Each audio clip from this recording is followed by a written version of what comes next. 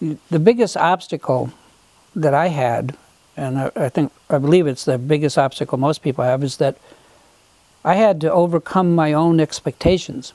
I think I mentioned earlier that all I knew about the fruition, the results of meditation, was what I learned from books, what I read in books, what I heard from legitimate teachers giving teachings on meditation, or from instructors, or from my friends, my Dharma friends, where we all were doing the same thing. We all were learning to meditate. So I was constantly comparing when I would sit and actually try to concentrate, or whatever, which we could go into another point. I was comparing it against what it was that I thought I was supposed to be experiencing. What should be the result of this? And so I was kind of saying, no, that's not it. That's not it, because here I am just squirming around. I can't wait, it's some time for lunch. I can't wait for lunch. I can't wait for this to be done. So I did my duty. I didn't want to give it up because I knew there was something good in there, like I mentioned earlier. I thought I had a really good idea of what it was about because I'd read all about this and people told me, and it's going to be enlightening, right? I'm going to get enlightened. I'm going to realize something. But the only fact, the trouble was I wasn't realizing anything much. I'm not saying it wasn't good or wasn't all good preparation of one kind or another. And we could have a huge sidebar on different kinds of practices. But the simple truth is that I had set up my own standard, what I was supposed to be achieving, when it wasn't a real standard. It was just stupid.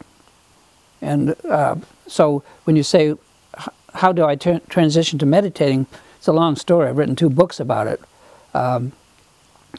So it'd be hard to put it into words that simply, but what happened is that at one point I had some really powerful experience in my life. I lost my job. I had a job and suddenly I had 0 income. And I was, I think, 63 years old. That's pretty old to be hitting the job market, even though I had, I've done many great things, so it was not too hard for me to find some kind of work, but as a consultant. I was a consultant for NBC, a senior consultant for NBC, and then they laid off something like 10,000 people. And I was like one of those 10,000 people, and they did it right at a big conference that I was just going into. So like I was really bummed. Here I had to be this cheery guy and be happy guy, or just the guy that I am, and give lectures and stuff like that. But the truth is that I just didn't have a job. So I was very, really hurt. So when I got home from that conference, it was a huge astrology conference, a couple thousand astrologers. And I'm, pretty well-known astrologer, or very well-known astrologer, because first astrologer ever to program astrology on computers, that idea. So everyone knows who I am. And I got home and I had no idea what to do, in that I had been brought up as a naturalist. I'm a real skilled naturalist, specializing in like herpetology, which specializing in toads and frogs, but most especially salamanders. I became a salamander expert. But the problem with nature is that nature is so raw. Nature is such a great teacher, but it's so direct. Life and death struggle. I mean, every animal struggling to eat something and not be eaten at the same time. So it's not, someone said to me a few years ago, nature's just so peaceful and serene. I said, well, not the same nature that I know. Every single animal's trembling in fear of being eaten, at the same time struggling to find something to eat. So just go out in nature because it's painful. But in that year, in that time, when I got fired and stuff like that, I wasn't fired, I was laid off. I didn't give a shit. So I just went out into nature and I was able to take it all in again like I did when I was a kid. In fact, from the end of May until frost, I was out in the fields every single morning watching the sun come up, crawling on my hands and knees through wet grass, taking photos.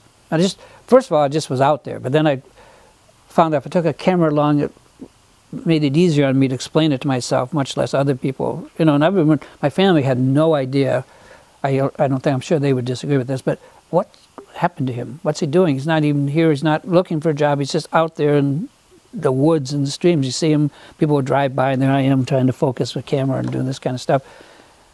But in that process, I opened up took in all of the rawness of nature. I was able to fully embrace it again, like I did when I was a kid. I was totally there. And in that process of looking through the lens, I had a very big breakthrough experience where suddenly I was meditating.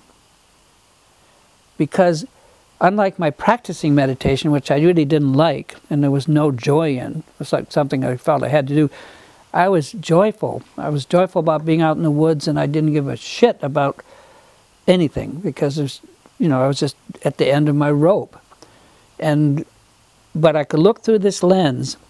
I could see these little miniature worlds that were perfect. I'm a macro photographer, close up, very close up.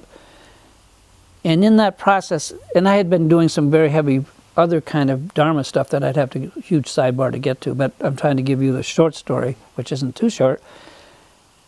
In that moment, I suddenly could meditate, but I could only meditate when I was looking through the lens of the camera. When I went home, I still couldn't just sit and do it right. But every time I went out, my mind would get clearer and clearer and clearer, and I'd suddenly be doing what's called insight meditation. It's a special kind of meditation. And I was completing the regular shamatha meditation, so I was able to do that. And one of my Dharma friends, a Lama from Tibet, came and recognized what I was doing and pointed out to me, look, this is what you're doing. This is a kind of meditation that isn't mostly written about. It's called, there's the Lama that teaches you, and then there's the Lama of the scriptures, that's the text, but there's also what's called the Lama of appearances, which is the natural world can teach you the Dharma. And you are learning the Lama of appearances, and you're actually doing it.